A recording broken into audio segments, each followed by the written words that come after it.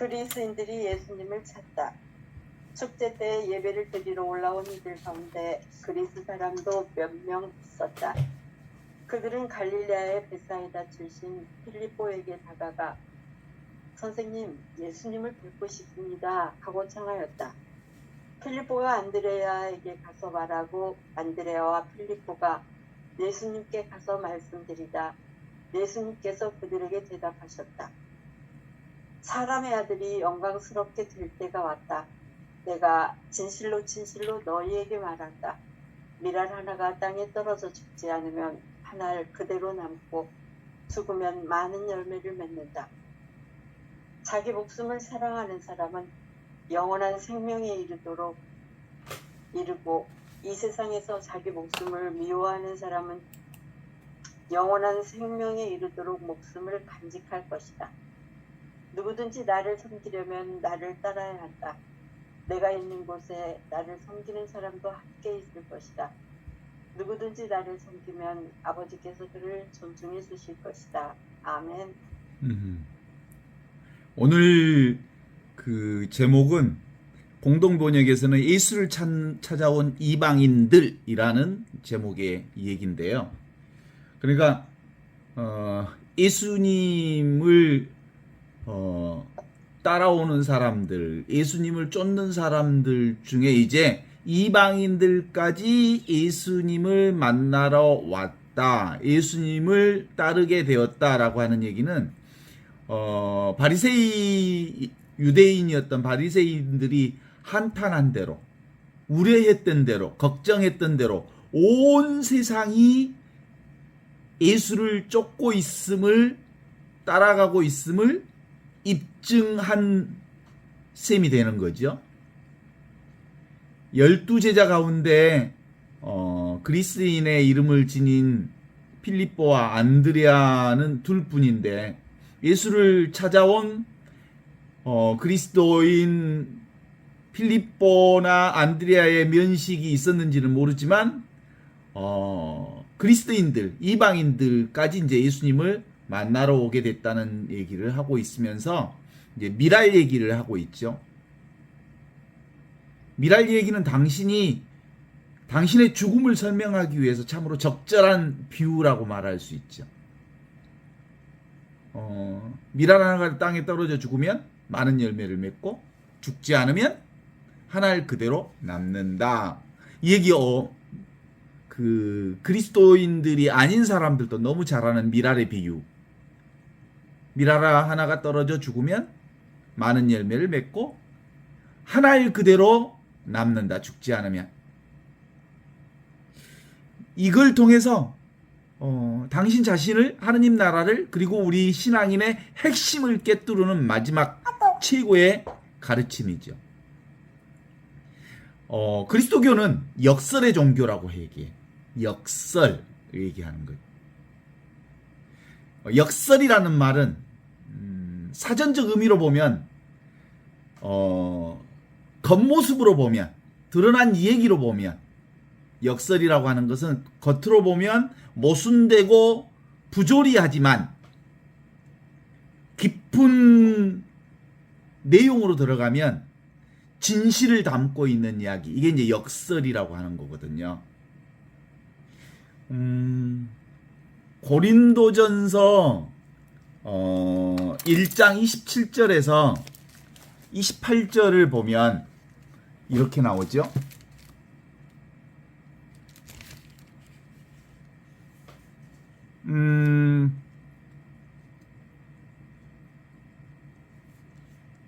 고린도전서 1장 27에서 28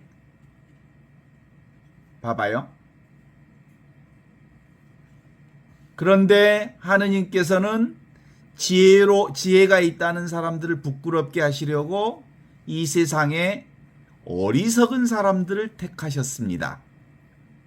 그 다음 강하다는 사람들을 부끄럽게 하시려고 이 세상에 약한 사람들을 택하셨습니다.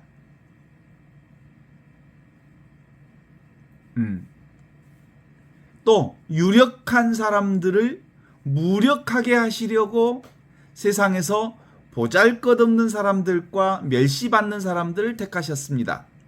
곧 아무것도 아닌 사람들을 택함으로써 하느님의 영광을 드러내게 하셨습니다. 그리스도교의 가르침 중에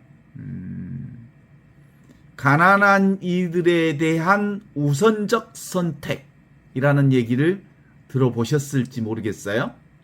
하느님께서 가난한 사람들을 우선적으로 선택함으로써 지혜롭다는 사람들, 부자들, 힘있다는 사람들, 기득권인 사람들, 뭔가를 안다는 사람들, 똑똑하다는 사람들을 부끄럽게 하시기 위해 하느님께서는 아무것도 없는 무지랭이 사람들을 택하셨습니다. 이런 얘기죠. 그러니 인간으로서는 아무도 하느님 앞에 자기 자신을 자랑할 수 없다는 말입니다. 그러나 하느님께서는 여러분을 그리스도 예수와 한 몸이 되게 하셨습니다. 그리스도는 하느님께서 주신 우리의 지혜이십니다. 그리스도교는 바로 이 역사를 통해서 당신의 하느님의 영광을 드러내고 진리를 드러내고 나를 드러내고 나의 진짜 나를 발견하도록 해주신 거예요. 자, 한번 생각해 봐요. 세상에서 미련한 것 싫어하지요. 약한 것 싫어하지요.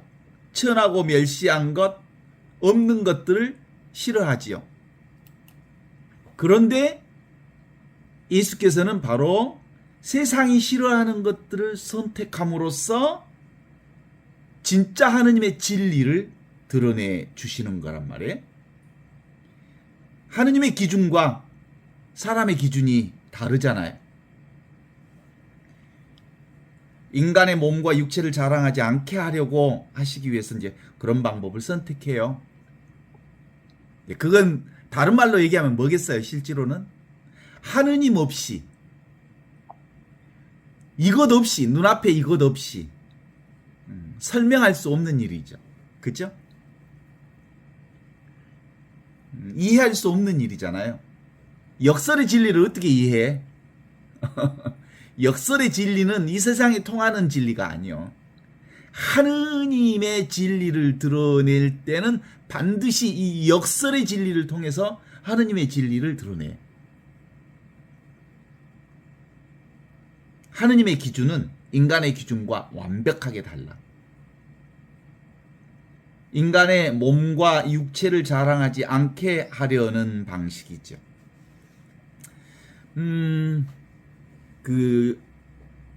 요한복음에서도 12장 23절에 보면 그렇게 나오잖아요. 요한복음 12장 23절에는 뭐라고 하시냐면 사람의 아들이 큰 영광을 받을 때가 왔다. 정말 잘 들어두어라. 밀알 하나가 땅에 떨어져 죽지 않으면 한 알 그대로 남고 죽으면 많은 열매를 맺는다. 누구든지 자기 목숨을 아끼는 사람은 잃을 것이고 이 세상에서 자기 목숨을 미워하는 사람은 보존하여 영원히 살게 할 것이다. 누구든지 나를 섬기려면 나를 따라오너라. 내가 있는 곳에 나를 섬기는 사람도 있게 할 거다. 그래서 그리스도교의 핵심 틀은 뭐냐면 영원히 살고자 하면 죽어라. 자기 한 생명 살리고 싶어 하는 사람은 결국은 죽게 될 거다. 그러나 영원한 삶을 위해 자기 하나 개별적 생명을 내려놓는 사람은 참으로 많은 열매를 맺을 것이다. 이런 거지. 그러니까 결국은 십자가의 죽음, 그것이 바로 예수 그리스도 당신이 미랄을 통해서 미랄 하나인 것을 드러내는 사건을 잘 표현해주는, 미랄 하나의 사건보다 더 중요한 예수를 설명하는 방법은 없어요. 하느님 나라인 예수 설명 방식의 최고의 비유는 미랄 하나의 설명입니다.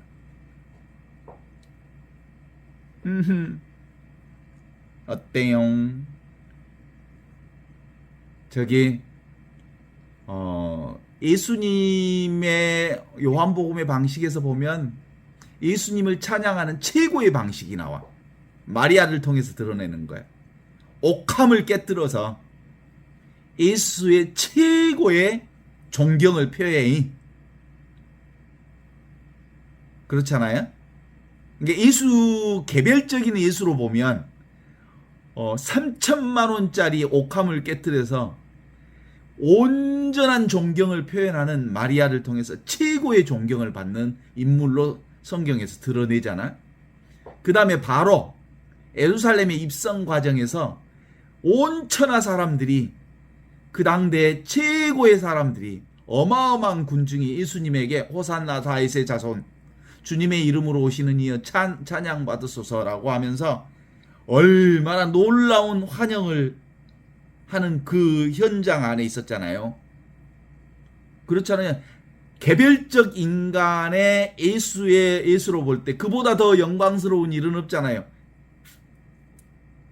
그런데 그 상황을 바로 놓고 이제 사람의 아들이 하느님의 영광을 받을 때가 왔다 라고 말하면서 미랄의 비유를 얘기해.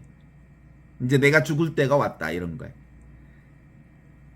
예수님의 참된 영광은 언제 드러나냐면 당신이 미랄 한 알처럼 완벽하게 개별 존재가 사라질 때, 내가 완전히 하느님의 놀라운 영광을 드러내는 미랄 하나가 많은 열매를 맺는 것과 같은 최고의 영광을 드러내는 때가 당신이 죽는 때라는 거예요.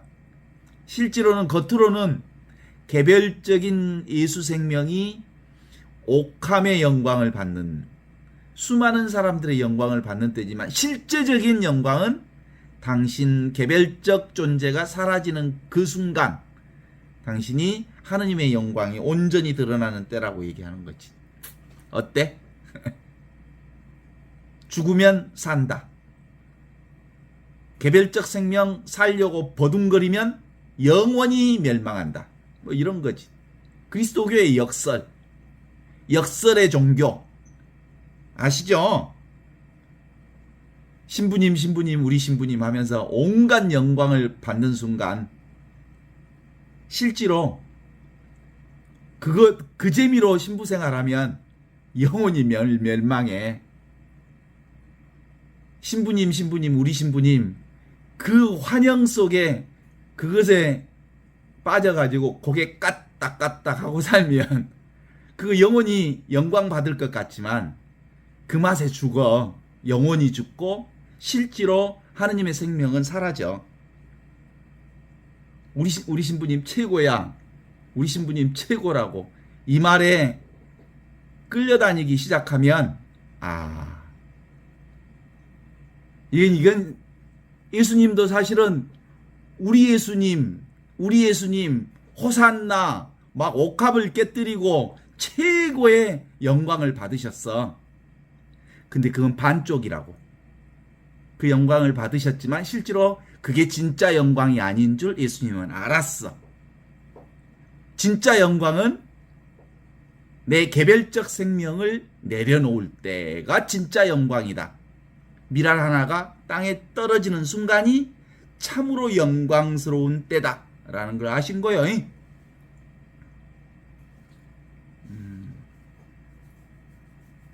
그게 바로 예수님이 제시하는 새로운 세상 하느님 나라 지금 눈앞에 있는 이거예요. 그 예수님께서 베드로를 부르는 장소들 우리 기억나잖아요. 베드로와 그의 제자들이 하루 종일 그물을 쳤어. 밤새도록 그물을 쳤네. 한 마리도 못 잡았어. 절망의 상황에 왔을 때 예수님이 착 나타나셔서 저 깊은 곳에 그물을 쳐라 딱 그랬다니까.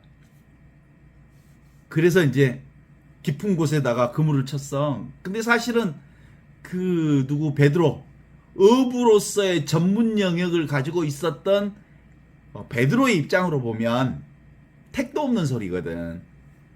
절대로 고기는 그 시면에다가 그 깊은 곳에다가 그물을 치면 안 나타나. 그건 상식적으로 있을 수 없는 일이야. 고기를 잘 잡은 사람은 거기다 치지 않는다는 걸 알아. 근데 예수가 깊은 곳에서 치니까 그물이 찢어질 정도로 어마어마한 고기를 잡았어. 그렇죠? 상식을 뛰어넘는 어느 지점에 최고의 성과를 보게 됐어. 저도 이제 쓸데없는 상상을 한번 해봤어. 내가 베드로의 입장으로 빙의를 해가지고, 야, 예수님 말씀대로 그물을 치니까 막 그물이 찢어질 정도로 어마어마한 고기를 잡아보네. 예수님하고 동업해서 5대5로 나누는, 예수님 당신은 그냥 어디라 그물을 치라고만 하는 데만 말해 주시죠. 그러면 내가 그물을 칠 테니까. 이렇게 해서 사업을 하면 돈 좀 벌겠는디? 그래서 당신은 말만 하셔. 나는 그물을 칠 테니까. 예수님하고 동업하면 돈 좀 벌겠다. 이렇게 해서 베드로가 예수님한테 사업적으로 제안을 했을 법도 하잖아. 그렇지 않아? 돈 버는 방법, 예수 말대로 하면 돈 벌겠네? 어때? 괜찮은 상상력이죠. 그런데 사실은 이 상상력을 그냥 한번 해보기는 했지만 그리스도교의 신앙인들 중엔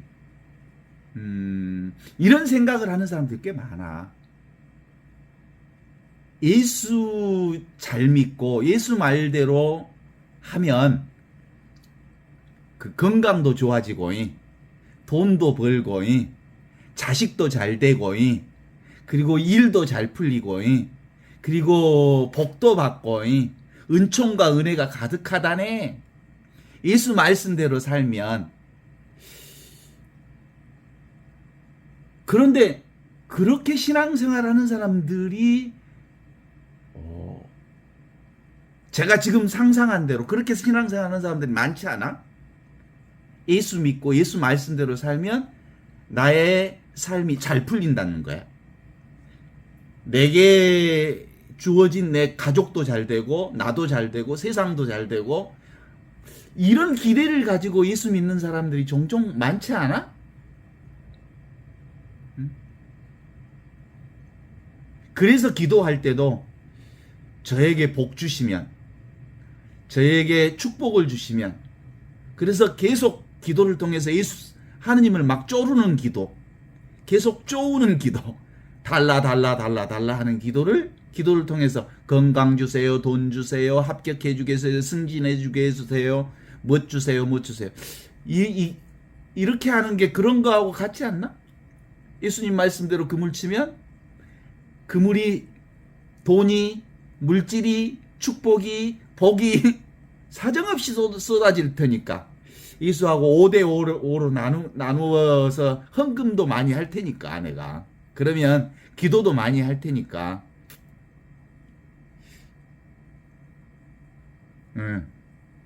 그게 무슨 삶이냐면 예수 믿고 내 한 몸 살리는 신앙생활 아닌가? 내 가족 하나 잘 살게 하려는 신앙생활 아닌가?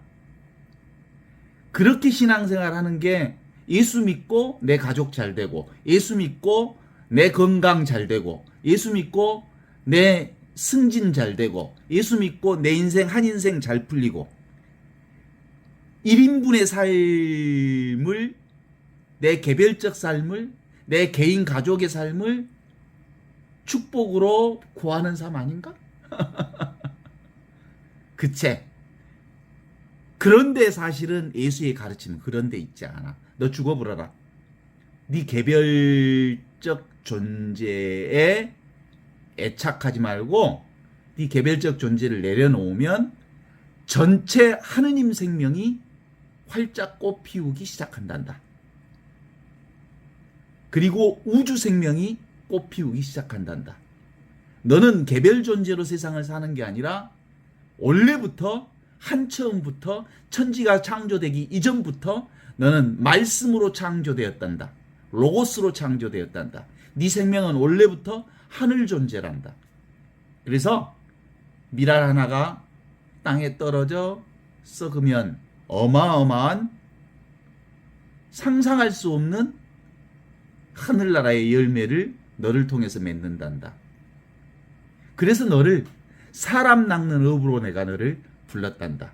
알겠냐? 이렇게 말하는 거 아닐까? 그래서 예수는 끊임없이, 그리스도교는 끊임없이 우리에게 역설을 말해. 높은 사람이 되고자 하는 사람은 낮은 사람, 꼴찌가 되어서 사람들을 섬겨야 한다. 네가 잘 되고자 하는 사람은 너를 정말 내려놓고 너를 비우면 네가 온통 처음부터 온전한 하느님의 축복의 인간이라는 것을 알게 된단다. 그런 거야. 어때? 그리스도교를 가장 잘 표현한 상징이 뭐냐면 나는 두 가지로 봐. 하나는 말구유야. 예수 탄생의 말구유. 또 하나는 예수 십자가야. 이게 그리스도교를 상징하는, 우리의 신앙을 가장 잘 상징하는 두 가지의 상징 체계가 있다면 그건 예수가 직접 말구유에 오셨다는 거하고 십자가에 죽으셨다는 사건이 예수를 가장 상징적으로 잘 표현하는 것이고 그리스도 신앙을 가장 핵심적으로 표현하는 것이 아닌가 싶어. 말구유가 뭔데? 가장 낮은 곳이잖아. 냄새나는 곳이잖아. 사람들이 가장 싫어하는 곳이잖아. 버림받은 곳. 닭똥 냄새나고 소똥 냄새나고 돼지똥 냄새나고 더럽고 추접하고 그런 곳이잖아. 그 말구유에 예수가 왔다는 사실하고 그 다음에 십자가. 십자가는 죽임을 당하는 장소잖아. 사람이 있을 곳이 아니잖아. 그건 사람을 죽이는 곳이잖아. 이 십자가와 말구유는 우리 인간의 상상을 초월하는 장소거든. 역설의 가장 그리스도교적 역설을 가장 잘 드러내는 곳이 바로 말구유와 십자가인데 그게 하느님의 아들에게는 어울리지 않을 것만 같은 그 장소에 말구유와 십자가로 표현되어 있는 그것. 말구유와 십자가는 기성 인간에게는, 기존의 인간에게는 하느님이 도대체 있을 수 없는 장소잖아. 버림받은 장소, 외면당하는 장소, 있을 수 없는 장소, 하느님이란 도대체 있을 수 없는 그 자리에 하느님이 계시다는 것을 드러내어 주신 분이 바로 예수 그리스도인데 그 예수 그리스도가 말구유와 십자가를 통해서 말구유는 뭐예요? 거기서 태어났대. 십자가는 뭐예요? 거기서 죽었대. 그런 거잖아. 태어남과 죽음 전반을 통해서 당신을 완벽하게 내려놓는 그런 프레임이 십자가와 말구유라고 보는 거지. 그리스도교의 이미지가 바로 예수 그리스도의 자신의 권리 포기, 자신을 포기하는 것, 개별적 자신을 내려놓는 자리 아니겠어? 그래서 전체 육체적 생명, 개별적 생명을 내려놓는 그 순간 우주 생명으로 내가 다시 태어나는 거야. 전체 생명으로. 천지가 창조되기 전, 분별, 망상, 생각, 감정이 시작되기 전 단계에 텅 비어 있으면서 아무것도 없는 그 자리가 바로 내 자리고 하느님 자리라는 거지. 어때? 그래서 좁은 문으로 들어가란께, 그것이 행복으로 가는 길이란께, 낮은 자리로 내려가란께, 십자가에서 죽어보란께, 뭐 이런 얘기를 한다니까. 실제로 여기서도 하느님의 아들이 영광을 받을 때가 왔다. 이 영광을 받을 때가 무슨 때요? 예루살렘에 올라가서 십자가의 죽음을 받을 때, 십자가에서 죽을 때, 마리아의 옥함을 깨뜨려서 온전한 존경을 받을 때 그래서 그리스도의 향이 온 방 안에 완전히 드러나는 그 모습들은 상징적으로 당신의 죽음을 드러내는 장례의식을 미리 보여주는 것이면서 또 한편으로 개별적으로는 최고의 존경을 받는 상징적 표현이잖아요. 그리고 예루살렘 입성하는 과정에서 얼마나 많은 사람들이 예수님 주님의 이름으로 오시는 분이여 환영받으소서. 그래갖고 그것만 자신인 줄 알고 그 영광 받는 자리만 자신인 줄 알았다면, 고개 끄떡끄떡하고 살았다면 그분은 우리의 주님이 하느님의 영광을 드러내는 그런 그리스도가 될 수 없지. 그분이 온전히 그리스도로서, 구원자로서 구원 자체가 되는 건 당신의 권리를 완벽하게 포기함으로써, 자기 권리가 뭐예요? 개인적 개별적 존재를 내려놓으면서 자기의 몸과 육체를 사랑하는 자는 그냥 1인분으로 남아 1인분으로 남아서 그 1인분이 없어지면 다 없어져 버려요. 영혼이 멸망해. 그런데 1인분의 인생을 살지 않으셨다는 거예요. 1인분의 인생을 내려놓았다는 거지. 어때요? 제가 언젠가 꼬마 유치원 다니는 아이의 일기를 어디서 본 적이 있어. 근데 그 일기에 꼬마 아이가 써놓은 첫 줄에 이렇게 써진 걸 보면서 깜짝 놀라면서 또 한편으로는 그럴 수 있겠다라는 생각이 든 게, 하느님 나만 잘되게 해주세요. 꼭 나만.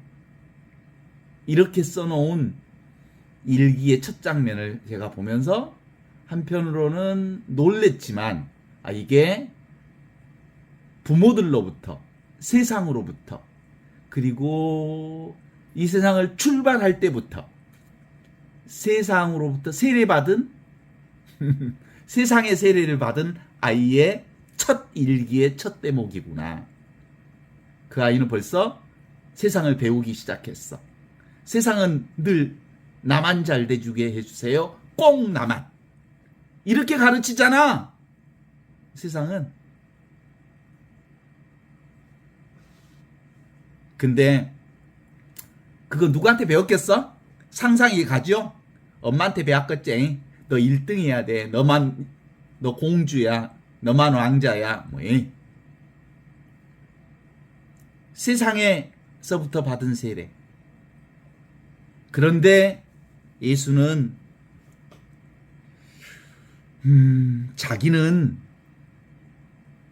자기 개별적 자아는 그다지 중요하지 않다. 나를 완전히 내려놓고 전체 자아로서 하느님의 생명으로 살아야 한다라고 하는 거지. 많이 가졌다 해도 또는 적게 가졌다 해도 그 나의 개별적 소유물이 나를 보장해주지 않아. 내가 엄청 유명해진다 해도 또는 내가 유명하지 않다 해도 그것과 나는 별로 중요하지 않아. 유명한 나도 별로 중요하지 않고 유명하지 않는 나도 별로 중요하지 않아. 그건 실제로 내 개별 존재는 언젠가 사라지고 없어져 버릴 테니까. 그렇잖아요? 진짜 중요한 거는 죽지도 않고 사라지지도 않을 그것. 그 하느님. 보이지 않는 그분만이 중요하지. 그래서 실제로는 내 개별 존재까지도 소중하고 귀하고 중요한 존재로 만드신 하느님이 내게 없다면, 지금 눈앞에 여기 이것이 이 하느님에 대한 나의 믿음이 없다면 사실은 개별 존재란 아무런 의미가 없어.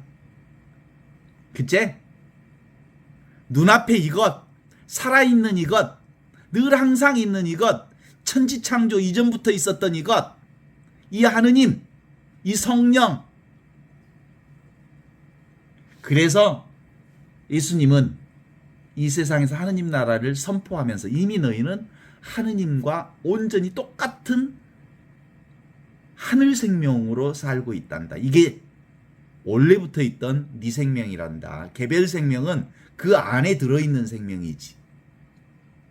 그래서 너무 개별 생명에 과도하게 집착하지 마라. 네 개별 생명도 소중한 생명인 건 사실이야. 그러나 너의 그 개별 생명은 어디에서부터 나온 생명이냐면 하느님의 생명. 그 생명이 진짜 네 생명이거든. 그 하느님을 놓쳐버리면 네 개별 생명이 아무리 유명하고 아무리 잘나고 아무리 많은 것을 소유하고 아무리 대단한 것을 가지고 있다고 해도 그 아무것도 아니어야. 그거 얘기하는 거니. 그래서 세상이 사람들이 너한테 신부님, 우리 신부님 최고야, 최고야. 그렇게 아무리 얘기해도 그것으로 영광 받는 게 아니야. 그거 금방 사라져. 그거 별거 아니야.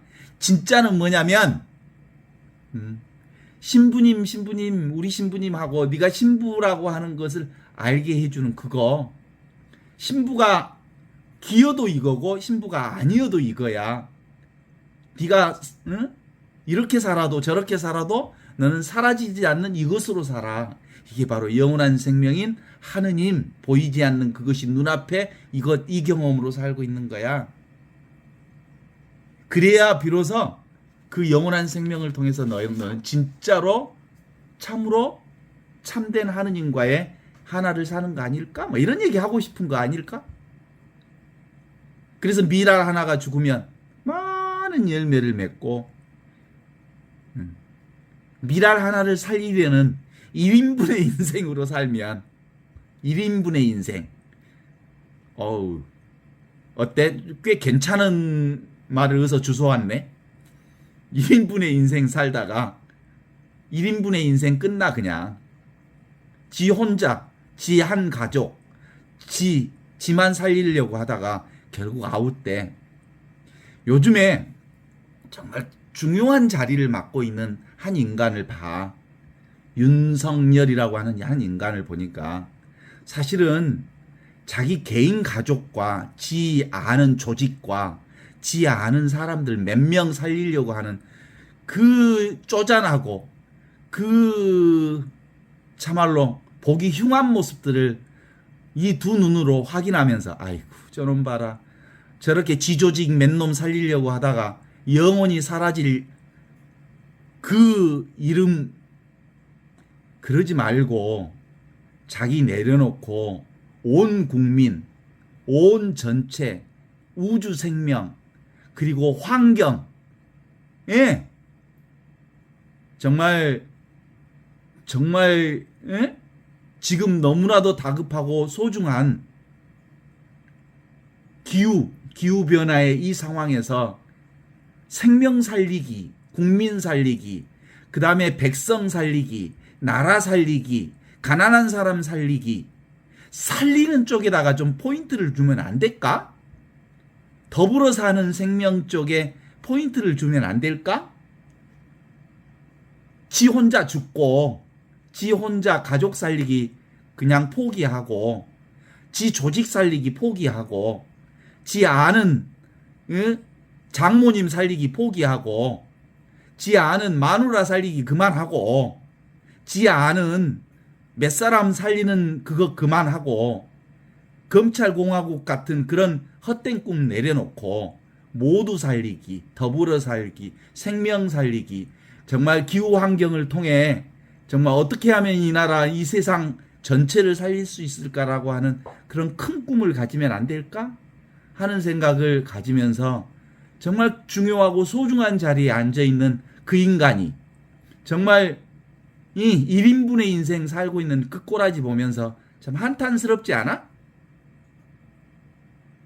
그치? 그래. 정말 진실로 진실로 너희에게 이르노니 밀알 하나가 썩어 죽으면 많은 열매를 맺고 그대로 남으면 그 1인분으로 끝내. 최근에 우리는 우리 이 나라의 그 대통령하고 좀 상반된 사람을 좀 보면서 우크라이나의 대통령을 좀 보게 됐잖아요. 그 친구는 코미디언 출신인데 대통령 당시 많은 사람들의 조롱거리가 되기도 했어. 코미디언 대통령이 대통령 됐다라는 지점에서. 그런데 그가 진짜 진가를 나타내는 부분이 러시아가 우크라이나를 치면서 미국이나 다른 사람들이 우크라이나 대통령에게 그렇게 얘기했다는 거야. 해외로 탈출해라. 망명해라. 그래야 산다 너 죽는다. 그랬더니 그렇게 권유했음에도 불구하고 탈출하는 게 아니라 나에겐 탈출이 중요한 게 아니라 나에겐 탄약이 중요하다. 뭐 이렇게 얘기하면서 나는 내 백성 살리기 위해 백성들의 한가운데에 들어서겠다. 지 하나 살려고 망명길을 떠나지 않고 백성을 살리기 위해 죽기를 각오하면서 해외 외신들이 우크라이나 며칠 아니면 진압된다라고 했는데도 불구하고 지금 백성 살리는데 백성들의 한가운데에 들어선 우크라이나 대통령을 보면서 좀 정반대의 모습 보는 것 같지 않아요?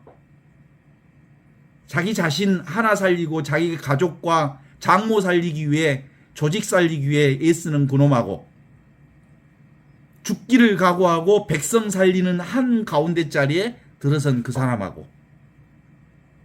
그래, 내가 뭔 얘기를 하려고 그런 건 아니야. 예수님은 바로 역설의 주인공이야. 우리 그리스도교의 핵심도 바로 역설을 사는 사람들의 지혜를 가리키는 그것 아닌가 싶어.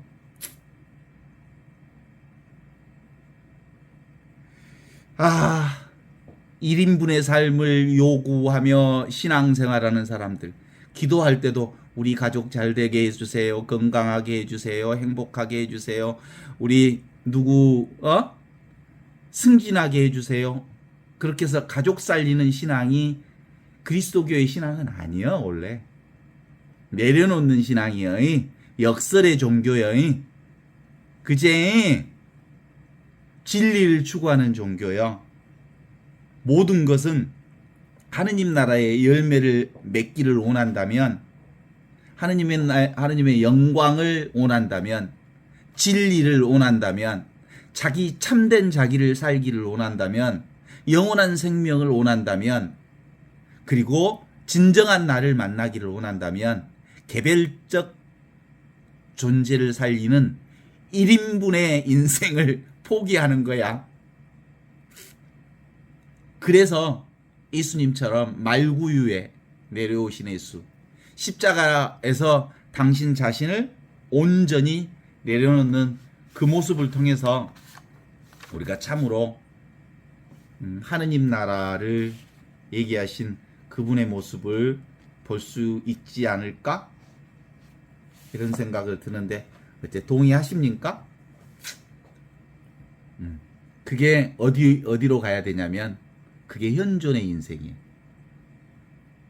그 텅 비어 있으면서 아무것도 아닌 하느님이 어디 계셔? 눈앞에 이것이요. 그래서 우리는 실제로는 내게 재산도 아니고 소유도 아니고 그리고 유명해지는 것도 내가 아니고 나의 참된 나는 어디에 있어? 지금 여기에 있어. 지금 이게 나야. 순간순간 찰나찰나 살아있는 이것뿐이요. 이게 바로 열린 나를 얘기하는 그곳이잖아요. 그래서 이 자리는 있는 것도 아니고 이 하느님의 자리는 없는 것도 아닌 자리. 어떻게 정해져 있지가 않아. 그래서 무유정법이라고 그래. 정해져 있지 않아. 그래서 우리가 살아야 할 이 자리라고 하는 건 늘 직지야, 직지. 직지. 직지라고 하는 건 눈앞에 이거요. 비어있는 이것. 나를 통해서 온 세상이 드러나. 온 세상은 내 안에 들어있어. 나는 전체이면서 동시에 개체여. 나라고 하는 이 개체가 바로 우주와 온전히 하나여. 이 나라고 하는 이 개체가 온전히 하느님과 하나여. 이 나 속에 우주가 들어있어. 하느님이 들어있어. 그러니까 바로 지금 바로 여기 바로 나 없이 하느님이란 없어. 그쵸? 지금 여기가 아닌 하느님이란 따로 있지 않아. 그리고 내가 경험해야 할 하느님의 자리는 바로 이 자리일 뿐이라는 거죠. 그래서 그 하느님이 어디 계시냐면 침묵의 하느님이잖아요. 침묵의 하느님. 아무것도 없는 그 자리에 온갖 것들이 시작되어지는 하느님.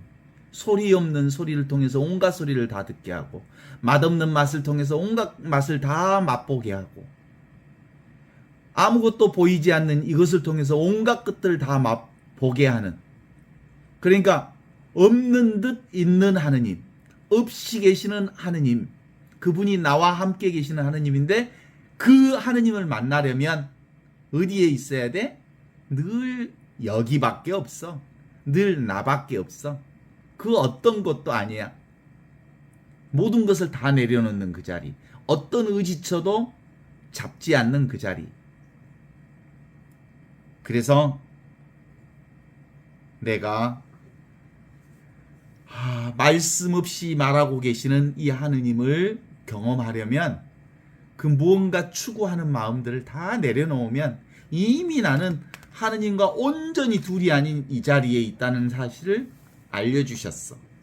그게 그리스도교의 역설의 신비를 늘 우리에게 얘기해 주시는 거 아닐까?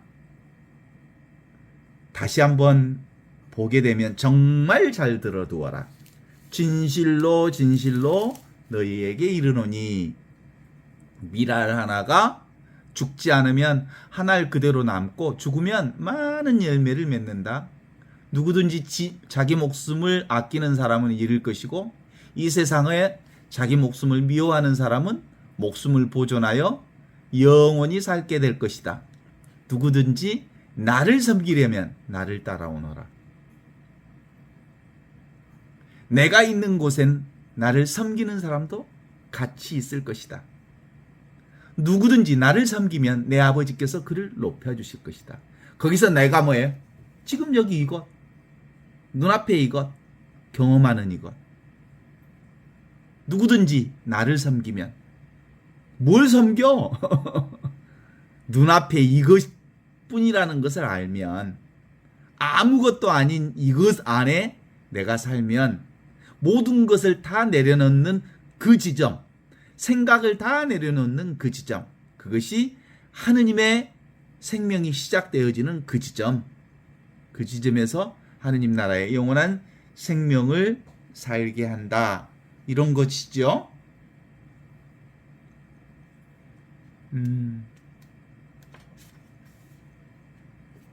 항상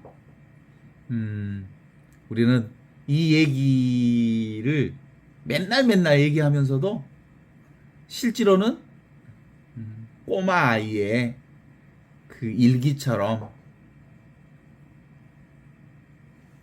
하느님 뭐라고요?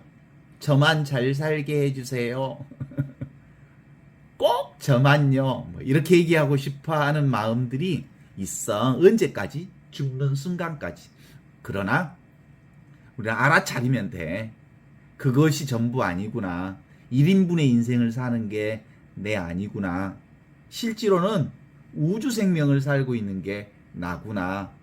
라고 하는 것을 알아차리면 실제로 개별 나를 살리려고 하는 이 생각들의 습이 죽을 때까지 사라지지 않아. 그러면서도 이것이 올 때마다 알아차리면 내려놓을 수 있지. 그죠? 그래서 늘 이것을 놓지 않는다라고 하는 것은 뭐예요? 생각이 내가 아니요. 생각은 여기 없잖아. 생각은 지금 이 순간의 것이 아니잖아. 과거나 미래 것이잖아. 실제로 진짜는 여기 있는 것이고, 진짜는 지금 있는 것이고, 진짜는 나를 떠나 있지 않는 것이고, 그래서 늘 지금 여기 나로 사는 것, 진실된 나로 사는 것, 그것이 살아있는 이것으로 사는 거요. 누군가가 이건 말할 수 없는 거라고 그래. 하느님은이 말로 규정할 수 없는 거라. 그래서 그 언어학자 비트겐슈타인은 말할 수 없는 것에 대해 침묵하라, 말하지 말라 그래놓고 지는 그렇게 말하고 있잖아. 말할 수 없는 것에 대해서 말하지 말라고 말하고 있는 비트겐슈타인. 말할 수 없는 것에 대해서 말할 수 없지만 말하면서 그것을 알아차리면 되는 거요. 보통 우리 그런 그 오류를 종종 범하잖아. 살면서 학교 있으면서 선생님들이 그러잖아. 학생들이 반장이 야 너희들 조용해. 지가 시끄럽게 악쓰고 조용해 하면서 조용하라고 그러는 거지. 화장실에다가 크게 이렇게 써놨어. 낙서 금지. 지가 낙서하면서 낙서 금지라고 해. 진짜 낙서 금지라면 낙서를 쓰지 말아야지. 진짜 조용하려면 조용해! 라는 말을 하지 말아야 조용이지. 그죠? 기본적으로 그 얘기는 우리는 무슨 말을 하기도 전에 이미 우리는 하느님의 진리를 살고 있어. 하느님의 사랑을 살고 있고 하느님의 은총을 살고 있고 하느님 나라를 살고 있고 아무것도 부족함 없는 하느님의 이 생명을 살고 있어. 그래서 예수님의 이 말씀, 미랄 하나의 비유가 그리스도교의 역사를 가장 잘 드러낸 비유다.